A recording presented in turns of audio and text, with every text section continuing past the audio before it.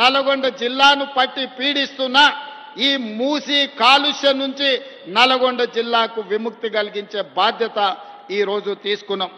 ఒక ఆయన అంటున్నాడు, అయ్యా ఇది కాళేశ్వరం నీళ్ళే కదా అని. ఆయన తాటి చెట్టు లెక్క వెరిగిండు కానీ ఆవగి తాటికాయ అంతా కూడా మోకాళ్ళల్లో ఆయనకు తలకాయ లేదు. కాళేశ్వరం ప్రాజెక్టు కట్టింది మేడిగడ్డ, అన్నారం, సుందిల్ల, అది కుప్పగూలిపోయింది. కాళేశ్వరం కాస్త కూలేశ్వరం అయింది. శ్రీపాద ఎల్లంపల్లి ప్రాజెక్టు పేదే శ్రీపాదరావు గారి పేరు మీద ఉన్నది. అది మీ తాతనో మీ ముత్తాతనో కట్టింది కాదు.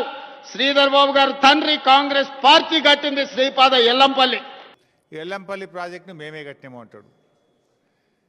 ఇక నీకు అట్టుడు ఎట్లున్నదంటే నువ్వేమో రిబ్బన్ జేబులో కత్తెర జేబులో పెట్టుకొని తిరుగుతున్నావు, ఏడ కనబట్టాడు రిబ్బన్లు కత్తిరిస్తున్నావు. నిన్న ఇనాగరేషన్ చేసిన కొన్ని ట్యాంకులు కూడా కేసీఆర్ హయాంలో మంజూరు చేసినాయి. ఇప్పుడు సబితక్క కాన్స్టిట్యున్సీలో కూడా ఒకటి ఇవాళ ఇనాగరేషన్ చేసినావు. నువ్వు కట్టింది కేసీఆర్ గారి హయాం, కత్తిరించేది నువ్వు అయిపోయినావు. శ్రీపాద ఎల్లంపల్లి ప్రాజెక్టు మేమే కట్టినాం, శ్రీపాదరావు పేరు పెట్టినామంటే మీలాగా మేము చిన్నగా ఆలోచించలే. పేర్లు మార్చుడు లేకపోతే కత్తెర జేబులో పెట్టుకొని పోయి రిబ్బన్లు కత్తిరించే ఆలోచనలు కేసీఆర్ గారు ఎప్పుడు చేయలే. కేసీఆర్ గారు బ్రాడ్గా ఆలోచించిండ్రు, రాష్ట్రం కోసం ప్రజల కోసం ఆలోచించిండ్రు తప్ప నీలాగా దిక్కుమాలిన దివాలకోరు రాజకీయాలకు ఎప్పుడు కూడా పాల్పడలేదు. ఇవాళ గోదావరి నదీ జలాలు నగరానికి వస్తున్నాయనంటే శ్రీపాద ఎల్లంపల్లె మూలం. అక్కడి నుంచే గోదావరి జలాలను పట్టుకొని హైదరాబాదు నగరానికి మనం ఈరోజు తరలిస్తున్నాం. ఆ సంగతి మర్చిపోయి ఈరోజు మల్లన్న సాగర్ నుంచి అంటున్నాడు. మల్లన్న సాగర్ ఎప్పుడే రాజశేఖర రెడ్డి గారు 2008-9లో ప్రారంభించిన ప్రాజెక్టు కాదా? ఆనాడు మహారాష్ట్ర సరిహద్దులో ఆదిలాబాదులో ప్రారంభించిన తుమ్మిడిహెట్టి ప్రాజెక్టు చేవెళ్ల వరకు తీసుకెళ్లాలని ప్రాణహిత చేవెళ్లని ఆనాడు డాక్టర్ వైఎస్ రాజశేఖర రెడ్డి గారు ప్రారంభించారు. దానికి పెద్దలు కాక వెంకటస్వామి గారి సూచన మేరకు డాక్టర్ బాబా సాహెబ్ అంబేద్కర్ ప్రాణహిత చేవెళ్ల ప్రాజెక్ట్ అని పెట్టుకున్నాం. ఎల్లంపల్లి నీళ్ళు తెస్తున్నా అన్న ఒక నిమిషానికి. ఎల్లంపల్లి నుంచి మల్లన్న సాగర్కి ఏమైనా గాలి వస్తున్నాయా? ఎల్లంపల్లి నుంచి మల్లన్న సాగర్కు గాలి వస్తున్నాయా? ఎల్లంపల్లి నుంచి నీళ్ళు ఏడికి వస్తాయి? ఎల్లంపల్లిలో మేడారం దగ్గర మోటార్ లాంచ్ చేస్తే మేడారం రిజర్వాయర్లు పడతాయి. మేడారం రిజర్వాయర్ నుంచి లక్ష్మీ బ్యారేజ్ దగ్గర లక్ష్మీ పంప్ హౌస్ ఆన్ చేస్తే వరద కాలువలో పడతాయి. అక్కడి నుంచి మిడ్మానేర్లో మోటార్ లాంచ్ చేస్తే మన అనంతగిరి రిజర్వాయర్కి వస్తాయి. అనంతగిరి రిజర్వాయర్లో మోటార్ లాంచ్ చేస్తే ఇవన్నీ కాళేశ్వరం మోటార్లు, కాళేశ్వరం రిజర్వాయర్లు. అనంతగిరి దగ్గర కాళేశ్వరం మోటార్ లాంచ్ చేస్తే రంగనాయక్ సాగర్ రిజర్వాయర్కి వస్తాయి. రంగనాయక్ సాగర్లో కాళేశ్వరం మోటార్ లాంచ్ చేస్తే మల్లన్న సాగర్కి వస్తాయి. All these are part of Kaleshwaram. ఇవాళ కాసుల కక్కుర్తి కోసం ఈ రోజు తుమ్మిడిహెట్టి దగ్గర ప్రారంభించాల్సిన ప్రాజెక్టును అక్కడ తలకాయ తొలగించిండ్రు, తీసుకెళ్లి మేడిగడ్డకు తీసుకెళ్ళి ఇక్కడ చేవెళ్లను చివరి ఆయకట్టును తొలగించండు. ఇవాళ రంగారెడ్డి జిల్లాకు అన్యాయం జరిగిందంటే ఈనాడు టీఆర్ఎస్ చేసిన అన్యాయం కాదా? ఆనాడు చేవెళ్లలో రాజశేఖర రెడ్డి గారు ప్రారంభించిన ప్రాజెక్టు అటు చేవెళ్ల, వికారాబాద్, తాండూరు, పరిగి వరకు గోదావరి జలాలను అందించడం ద్వారా ఈరోజు ఈ రంగారెడ్డి జిల్లాలో గోదావరి జలాలతోని వ్యవసాయానికి అందించాలని ఆనాడు డాక్టర్ వైఎస్ రాజశేఖర రెడ్డి గారు ఉన్నప్పుడు కాంగ్రెస్ పార్టీ చేసిన ప్రణాళిక కాదా? ఇవాళ కూడా చూడండి, చేవెళ్ల చౌరస్తలో అక్కడ పెద్ద శిలాఫలకం డాక్టర్ రాజశేఖర రెడ్డి గారు వేసిన శిలాఫలకం లేదా? ఆనాడు కాంగ్రెస్ పార్టీలో మంత్రులుగా ఉన్నవాళ్ళు ఇవాళ బీఆర్ఎస్ పార్టీలు ఉన్నారు. వాళ్ళని గుండె మీద చేసుకొని చెప్పమని నేను అడుగుతున్నా. ఎవరు ప్రాణహిత చేవెళ్లకు నీళ్లు తేవాలని ప్రయత్నం చేసిండ్రు? ఎవరు ముఖ్యమంత్రి గుండె రంగారెడ్డి జిల్లాకు, చేవెళ్లకు, వికారాబాద్కు, తాండూరుకు, పరిగికి అన్యాయం చేసింది ఎవరు? వాళ్ళ పక్కన చేరి వాళ్ళతోని అంటగాక్కుంటా ఇంకా రంగారెడ్డి జిల్లాకు అన్యాయం చేయాలని కొంతమంది చూస్తున్నారు. యాడికెళ్ళి వస్తే ఎల్లంపల్లికి వస్తున్నాయి. మేము కట్టి ఆ ఎల్లంపల్లికి 2000 కోట్లకు పైగా బీఆర్ఎస్ఏ ఖర్చు పెట్టింది, బీఆర్ఎస్ఏ పూర్తి చేసింది. ఆ ఎల్లంపల్లి నుంచి మిడ్మానేర్ దాకా కూడా టన్నెళ్ళు కానీ, గ్రావిటీ కెనాళ్ళు కానీ, రిజర్వాయర్లు కానీ, సబ్స్టేషన్లు కానీ, పంప్ హౌజులు కానీ అన్నీ నిర్మించింది బీఆర్ఎస్ఏ. కాళేశ్వరంలో భాగంగానే నిర్మించాము. ఆ కాళేశ్వరం సిస్టమ్ ద్వారానే మల్లన్న సాగర్ వరకు నీళ్ళు వచ్చినాయి. అంతెందుకు, కేసీఆర్ గారు ముందు చూపుతో హైదరాబాద్ మంచినీళ్ళ కోసం మల్లన్న సాగర్ దగ్గర ఒక స్లూయిస్ కూడా పెట్టిండి. ఆ రోజే మల్లన్న సాగర్ కట్టలో అంతర్భాగంగా ఒక స్లూయిస్ నిర్మాణం కూడా చేసి పెట్టినాం ఆ రోజే. నువ్వు కొత్తగా కట్టందవి స్లూయిస్ పెట్టేది కూడా లేదు. ఆ రోజే కేసీఆర్ గారు ముందు చూపుతో పెట్టిండు.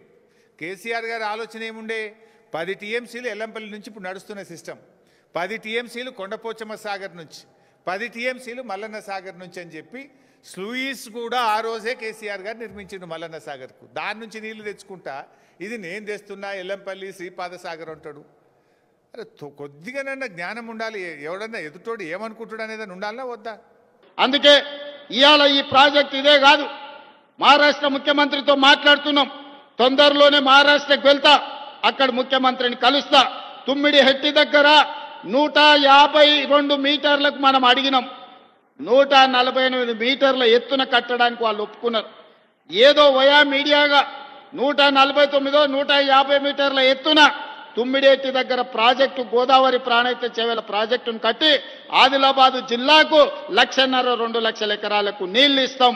అదేవిధంగా మల్లన్న సాగర్ నుంచి మెదక్కే మలిపిన గోదావరి జలాలను మళ్ళీ రంగారెడ్డి జిల్లాకు తెచ్చి చేవెళ్ళ, వికారాబాద్, తాండూరు, పరిగి, కొంత కొడంగల్ ప్రాంతానికి కూడా గోదావరి జలాలను తరలించడం ద్వారా ఈ ప్రాంత రైతాంగాన్ని కూడా ఆదుకునే బాధ్యత కాంగ్రెస్ పార్టీ తీసుకుంటుంది. ఇవాళ నగరం యొక్క ప్రజల యొక్క దాహార్తిని తీర్చడానికి ఈరోజు ఈ సాగునీటి ప్రాజెక్టులు తీసుకొచ్చినాం. అందుకే మిత్రులారా, వేదిక మీద ఉన్న పెద్దలందరూ నేను అడుగుతున్నా, మూసీ నది ఒక మురికి కూపంగా మారింది. దీన్ని అద్భుతంగా మార్చుకుందామా లేదా ఆలోచన చెయ్యండి. నరేంద్ర మోడీ గారు గుజరాత్లో సబర్మతి రివర్ ఫ్రంట్ కట్టుకున్నారు. గంగా నది రివర్ ఫ్రంట్ను ఉత్తరప్రదేశ్లో యోగి ఆదిత్యనాథ్ దాస్ కట్టుకున్నాడు. ఈరోజు ఢిల్లీలో రేఖా గుప్తా యమునా నది రివర్ ఫ్రంట్ కట్టుకుంటుంది.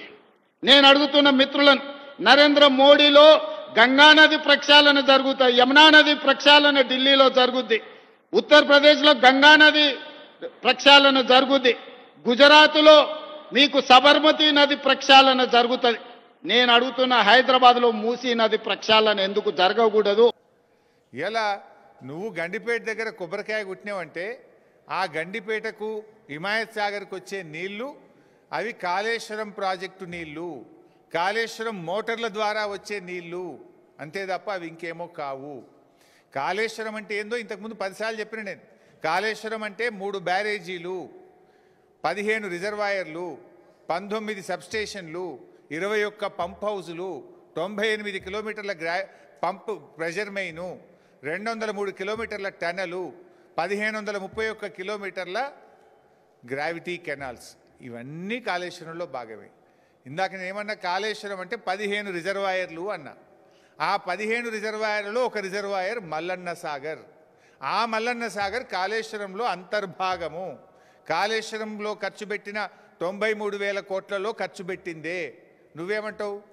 కాళేశ్వరం కూలిపోయింది, 1,00,000 కోట్లు గంగలు కలిసినాయి అంటూ. ఖర్చు పెట్టింది 93, 1,00,000 కలిసినాయి అంటూ. మరి 1,00,000 గంగలు కలిస్తే మరి మల్లన్న సాగర్ ఎక్కడిది? ఆ మల్లన్న సాగర్కి వెళ్ళి హైదరాబాద్కు నీళ్ళు ఎక్కడిది?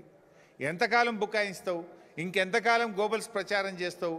ఇంత కామన్ సెన్స్ లేకుండా మాట్లాడితే ముఖ్యమంత్రి కుర్చీకుండే గౌరవం పోతుంది. ప్రజలు నిన్ను చూసి నవ్వుకునేటువంటి పరిస్థితి ఉంటుంది.